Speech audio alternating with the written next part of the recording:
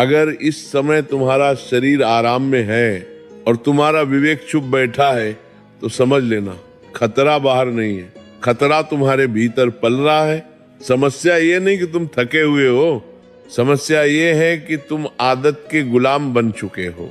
समय को तुम घड़ी में देखते हो, लेकिन समय तुम्हें आईने में देख रहा है, हर दिन पूछ रहा है आज तूने अपने भविष्य के लिए क्या किया, और तुम जवाब में बस एक उंगली हिला देते हो स्क्रीन की तरफ। तुम सोचते हो अभी तो उम्र है, अभी तो समय है, अभी तो सब ठीक है, लेकिन सच सुनना है, समय कभी चेतावनी नहीं देता, वो चुपचाप सब कुछ छीनता है।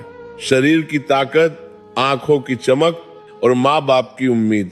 जिस पिता के हाथ खुरदरे हो चुके हैं वह तुम्हारे लिए नहीं तुम्हारे सपनों के लिए घिसे हैं। जिस माँ ने अपने शौक भूल दिए वह त्याग किसी कहानी के लिए नहीं था, वो तुम्हारे नाम लिखा गया कर्ज था, और तुम उस कर्ज को चुकाने की बजाय मनोरंजन में समय उड़ा रहे हो।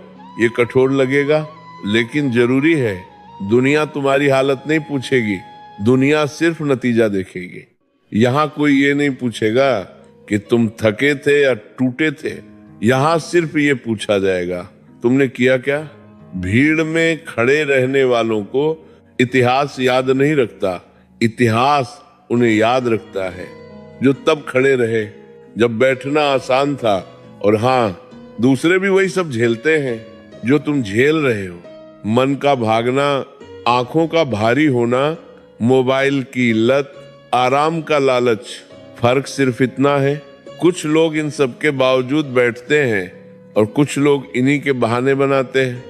तुम्हें लगता है कि जो आगे निकल गया उसके पास कोई जादू था? नहीं, उसने बस एक काम किया। जब मन ने कहा छोड़ दे, उसने कहा नहीं, हर दिन नहीं, हर घंटा नहीं, लेकिन उस एक क्षण में उसने हार नहीं मानी जहां ज्यादातर लोग मान जाते हैं।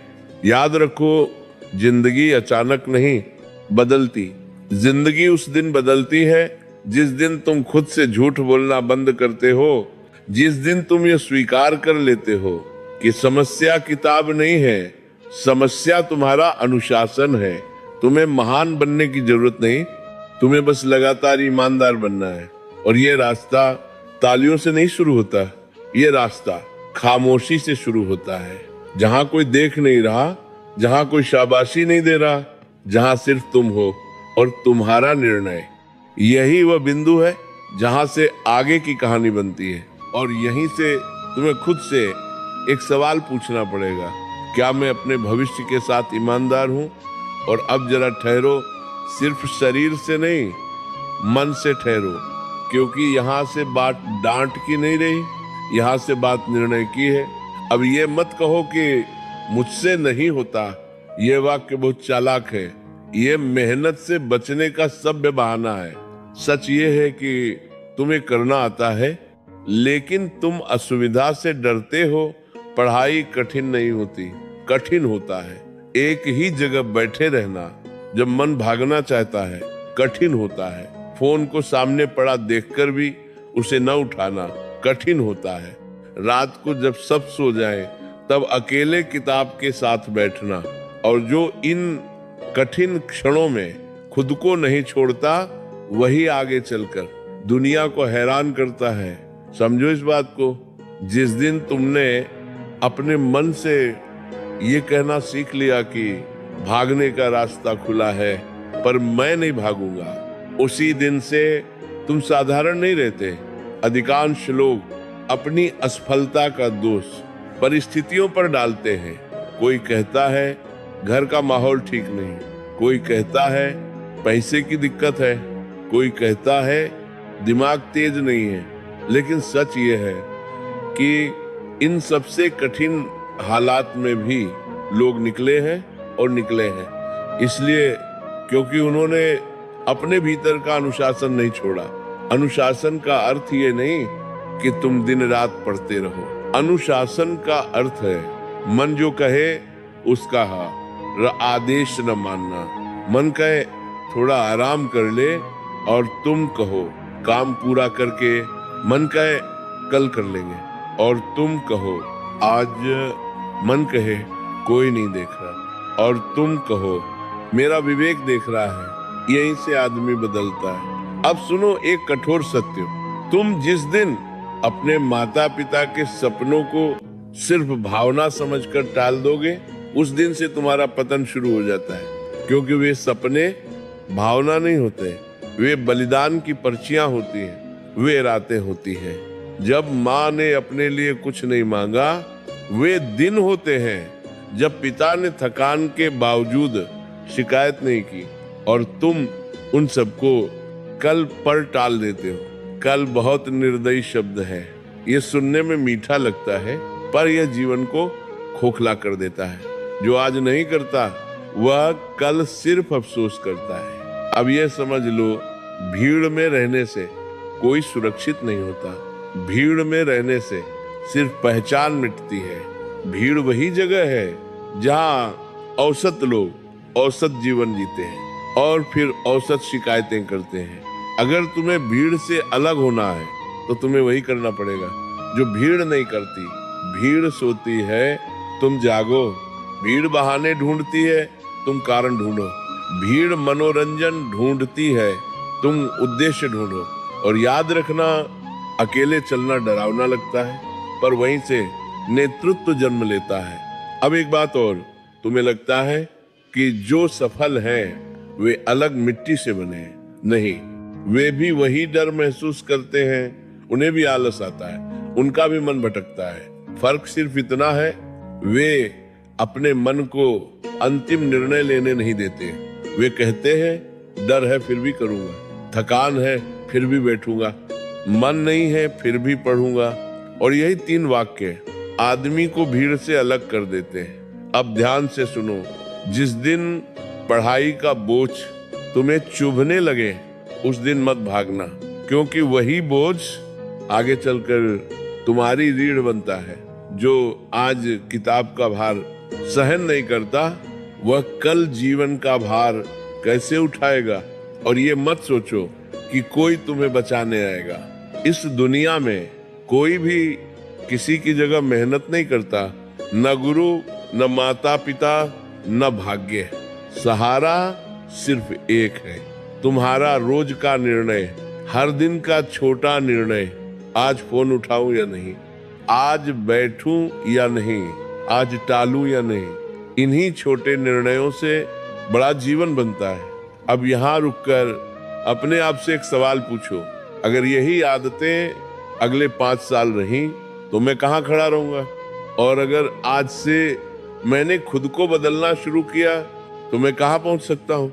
इस प्रश्न से मत भागो, क्योंकि जो इस प्रश्न से भागता है वह जीवन भर अपनी ही छाया से भागता रहता है। अब मन को तैयार रखो, क्योंकि यहाँ से बात और गहरी होगी। यहाँ से तुम्हारा सामना तुम्हारे ही भीतर बैठे सबसे बड़े शत्रु से होगा, आदत से। अब यहाँ आकर बात बदल जाती है। अब यह प्रश्न नहीं है कि तुम पढ़ोगे या नहीं, अब प्रश्न यह है तुम किस मन से पढ़ोगे। क्योंकि पढ़ना तो बहुतों ने शुरू किया है, पर टिके वही जिन्होंने अपने मन को समझ लिया। मन कोई शत्रु नहीं है, पर मन को खुला छोड़ दिया जाए तो वही तुम्हें डुबो देता है। इसीलिए संत कहते हैं मन को दबाओ मत, मन को संस्कार दो। आज तुम अपने मन से लड़ते हो, कल वही मन तुम्हारी ढाल बनेगा। अब समझो यह रहस्य, जब तुम रोज पढ़ने बैठते हो और रोज उठ जाते हो तो समस्या पढ़ाई नहीं होती। समस्या ये होती है कि मन को ये आदत लग जाती है कि थोड़ा सा हो फिर भागो, और मन वही करता है जिसकी उसे आदत पड़ जाए। इसलिए साधना का पहला चरण है बैठना सीखना, समझना नहीं, याद करना नहीं, नंबर लाना नहीं, बस बैठना। जब मन कहे अब बहुत हो गया और तुम फिर भी बैठे रहो, यही साधना शुरू होती है। ये क्षण कोई नहीं देखता, न माता पिता, न गुरु, न दुनिया, पर यही क्षण ईश्वर देखते हैं। क्योंकि यहीं से मनुष्य भीतर से बदलता है। अब सुनो, जो व्यक्ति हर दिन अपने मन को थोड़ा थोड़ा जीत लेता है, वह एक दिन परिस्थितियों को भी जीत लेता है। लेकिन जो मन के आगे हर दिन हार जाता है, वह चाहे कितना भी पढ़ ले, भीतर से खोखला रह जाता है। अब एक और सत्य, तुम्हें लगता है कि तुम्हें प्रेरणा चाहिए, नहीं, प्रेरणा क्षणिक होती है। आज जोश, कल शून्य। तुम्हें चाहिए नियम कठोर नहीं होता, नियम सुरक्षा देता है। जैसे नदी किनारे में बंध कर ही गहरी और तेज बनती है, वैसे ही मन नियम में बंध कर ही शक्तिशाली बनता है। इसलिए अपने जीवन में 3 नियम तय करो। पहला, जो समय पढ़ाई का है वह किसी और का नहीं। दूसरा, मन लगे या ना लगे बैठना अनिवार्य है। तीसरा, आज का काम आज ही होगा, बस इतना। कोई महान प्रण नहीं, कोई कठिन व्रत नहीं, पर जो इन 3 नियमों को 6 महीने निभा ले, वह खुद को पहचानना बंद कर देता है। अब बात आती है थकान की। थकान आएगी, मन भारी होगा, कभी कभी आंखें भीगेंगी, पर याद रखना, थकान कमजोरी का संकेत नहीं है, थकान परिवर्तन का संकेत है। जो बदल रहा होता है वही थकता है, जो जड़ है वह कभी नहीं थकता। अब एक और बात जो बहुत कम लोग समझते हैं, हर दिन तुम्हें बहुत अच्छा नहीं पढ़ना है, हर दिन तुम्हें बस ईमानदारी से बैठना है। कुछ दिन ऐसे होंगे जब लगेगा आज कुछ नहीं हुआ, पर वही दिन अंदर नींव डालते। इमारत बनने से पहले नींव दिखाई नहीं देती, पर उसी पर पूरा भवन टिकता है। अब माता पिता की बात, उनसे वादा मत करो, उनसे बहस मत करो, उनसे सफाई मत दो, बस चुपचाप अपने कर्म से उत्तर देना सीखो। क्योंकि जिस दिन तुम्हारा बदलता हुआ व्यवहार वे देखेंगे, उस दिन उन्हें किसी शब्द की आवश्यकता नहीं पड़ेगी।